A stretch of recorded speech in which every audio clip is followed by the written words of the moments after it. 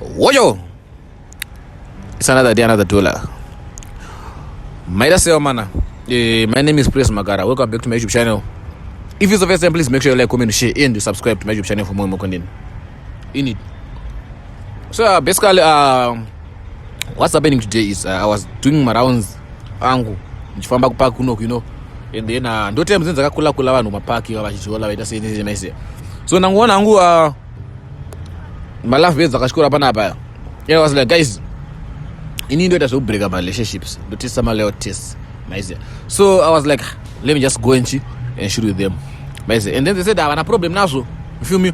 Both I feel like they won't have problem anything. You feel me? So guys, it's another day, another like for 6 seconds. We're out here in Aspendale Park as usual, and we are sitting panapa. Never not now. So I'm saying come on. Safe. In Rebbe, what is your praise, Magara? I already did to blessed Monday. Blessed. Cannot the breaker. You're a good breaker. I already. The pins around. My sister. 100%. When dog first thing in Maruba, no English, what so. I just say.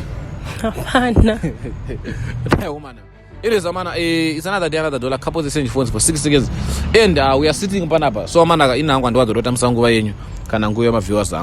Ininda kapo wachigaro nakanzi praise Magara ndi wakufara kuendela makapos nezvese zvikuitika muno munyika yeHarare Zimbabwe. So zvandoita nini ndoda kutanga takuvhunzai, are you guys in a relationship?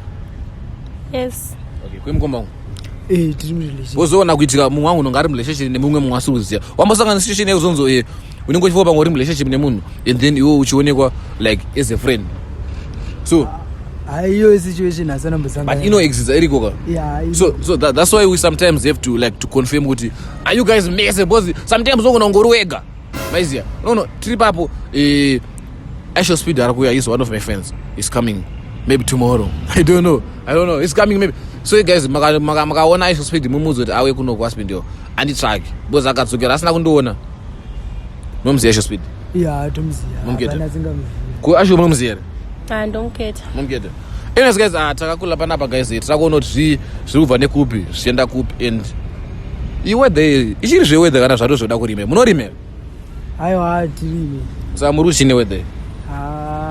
Weather for love beds. Weather for cuddles ne? Zvisi. Anyways amana inangwa ndwanzo dota musango wenyu. Ndovunza nkoma kuna sister. Ne sister out of 10 makatendeka zvakaita sei, muri leo zvakaita sei? 9 out of 10. Where is the one? Amuzie. Oh, kwemi. I need 10 out of 10. 10 out of 10.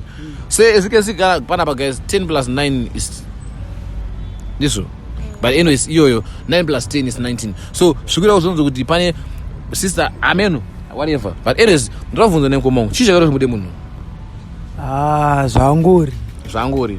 Mangonakirwa nephysical appearance. Ndatongonakirwa nezvese zvangori. Kuwaka mukapiswa nemafuta ekubhilisha mungarambe mungoda zvangori. Kana mafuta ekubikisa. Ndatongonakirwa zvangodaro. Chirakaita sei hapana. Okay, mune mugoda akadaro. Kwemsisana chicha karoti mude munhu. Zvangori. Munhu wake. Guys, it seems like munhu ukangova zvangori. Zvokona kuti udiwe. In it. So munhu just remain ungori zvawo, just be you man, because sometimes if you trying to be praised usiri praised zona kurambisa ndikunyepa chokwadi. If you trying to be Aisho usiri Speed zona kuti ase kurambisa anditika.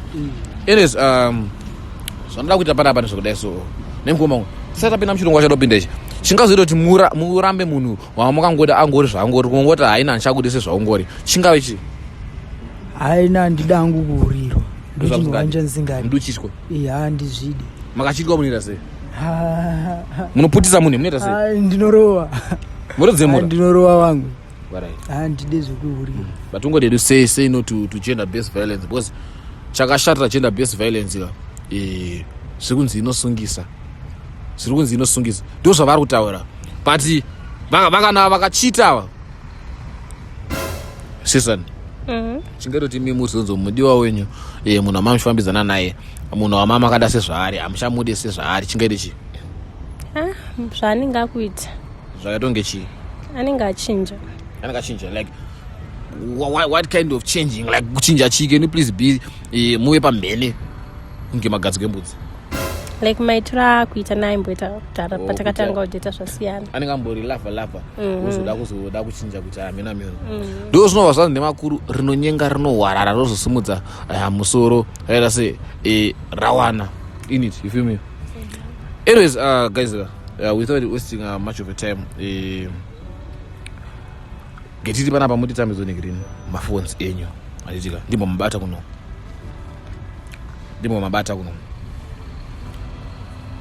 okay kene mabata masangsangai ichikwe Huawei ni Redmi sane mkomongo kuri kunzi relationship ino yapera kuri kunzi ndaipedze zveso mashoka mungade kudza mudiwa wenyu ndani kana azopinda muimwe relationship ndasazozoite kana kunzi ane zvaita kana kuri kunzi ane zvaita ndasazozvidzokorudza kuimi kuri kunzi yapera mashoka mungade kudzawo mudiwa wenyu anga arechi kuri kunzi because usually andina inowanza kusurvive andina hangu I'm kidding but kuri kunzi yapera kuri kunzi relationship yangu naye yapera ngangove perfect kumunhu wake warisatapinde papo ndo kuti andavunze chamungada kudza mumwe wenyu kuti ngentangire kuno chamungada kudza mumwe wako kuti agadzirise I think there's a lot of people that are in relationships but there are some things that you can tell munhu wako kuti ashaenda kumbiro kwesha mukana wenu ndokumbiro shamwari unyaso kwesha negrini ndokumbiro shamwari you feel me kune zvinhu zvakadaro zoti haukwanisi kudza munhu wako maiziya chamungada kudza mumwe nchi kana iri rolo wenu mumwe shamwari dawambotisa Nuvia aiwa zvese zviri bopara hapana chaunotya kumudza chaunotya kudza munhu wako nandinawo ndiri open handina chandisingamudzi guys hapana chaunotya hapana chandinotya guys musatye kudza vanhu enyu ini munhu wangu kana uri kuona siyanyeye kudyisa guta kuome chamangade kudza munhu enchi iyo nyaya yekudyisa iyo kuti shamari ansiyanyeye kudyisa guta ngabva wada kudya inonge munhu asina kubvira adya inonzi chi yainzi mbida noziya izotidikitepo wabota rembido unonyasoro munhu anodya bota rembido unozoona zvisine guys ini nangu handiwanzodotambisa nguva yenyu so zvandichaita panapa foni yenyu mudhara shaiba kugenda efimero inoshanda seko foni asi inovhurika sadotanga kubata foni ndiani chatanga tapa yenyu kuno inovhurika sei apa inopetenuka yugu guys iri ibhaibheri hatina zvitema zvatowane mbebo muno ichikofoniyo Huawei oisiswani sabate Huawei muchangosecha zvamane made koko anika so sisani usually ndakabata pafoni ndototi mimi makaenda kufoni musecha kwamada makada kwenda kuInstagram mada kwenda kuchii TikTok Pornhub everything WhatsApp Facebook musecha kuti kune makeywords anoiswa chipambi andowanza kuitise nini saka zvatonoita munosecha kuti morning after mutsaga aminoti munoshandisa morning after ndichanzima morning after vashandise saka kuti withdrawal condoms sex nudes I love you everything that you think kuti chingaitike vanhu kana achijola chichingongoma chamunoita I'm home come outside handizozviga swagai my sister everything that you think you can get another day another dollar couples exchange your phones for 6 seconds we out here husband the park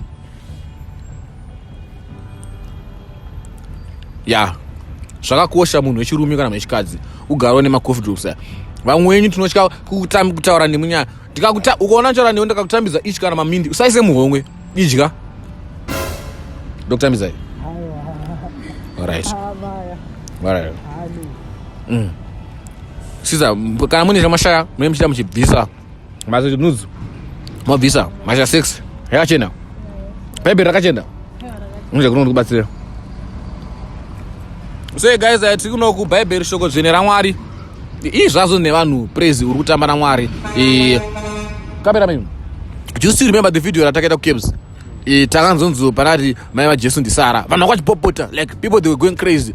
People they should have a sense of humor. You should know that Kanata joker.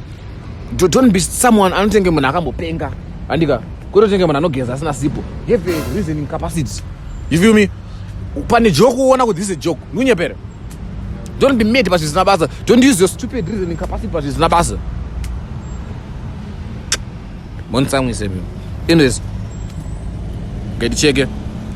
As you can see, guys, this is the phone, and we are checking here. Most of the my name go bye. As you can see, we are please checking here. You can see, you guys, you always talk rubbish.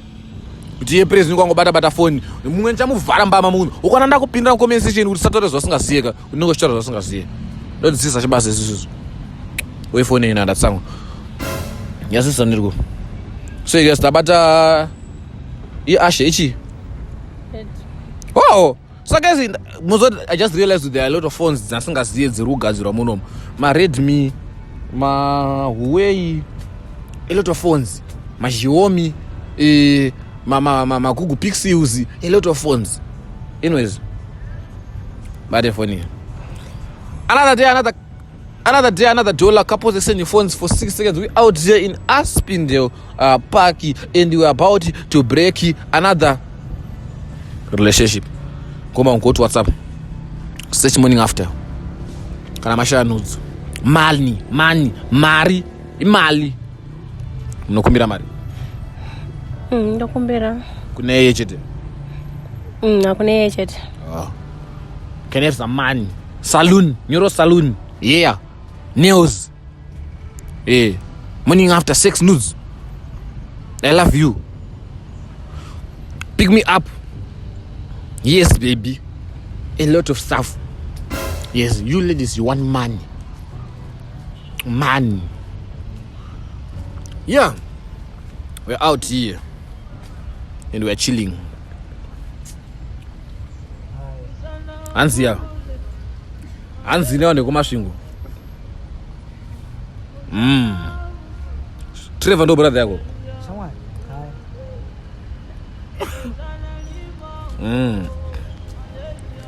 Okay. Sanesi son. Imi aba I'm confused. Munodana na uyi kana na Trevor because zuzu. It seems like mfanangu. Ukanachi. It seems like brother yako yoga. Iruma yene chimoko. But brother yako inotozoti uno ba yene chimoko. Postora tukumfano wako. Mfano wako anozotibata. Kana mayana ngabaya kufashi. Unobatika weekend tsara nezuro. Ina angu I'm confused. Sister tumburo mti balance panapa. Mukudanana nanda but Trevor no kana mudanana uyu. Mudanana nana. Ndodana naye but Trevor side chick. Washinzwe zvapina mzevere. Zvina.